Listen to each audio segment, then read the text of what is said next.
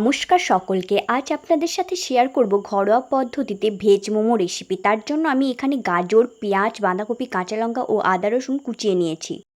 Half আটা ও half ময়দা নিয়েছি, একটু পরিমাণ মতো একটু মিষ্টি, একটু লবণ ও একটু সাদা তেল দিয়ে একটা ডো বানিয়ে নিয়েছি। তারপর কড়াইতে সাদা তেল দিয়ে কুচিয়ে রাখা আদা রসুন এবং কাঁচা লঙ্কাটাকে ফ্রাই করতে দিয়ে দিয়েছি।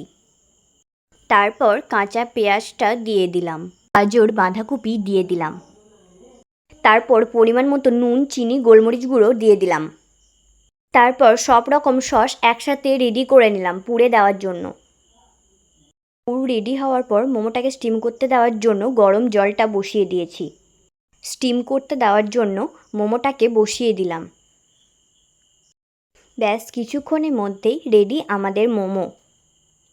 আপনারা ট্রাই করে দেখবেন এবং কেমন লাগলো ভিডিওটা অবশ্যই কমেন্টে জানাবেন।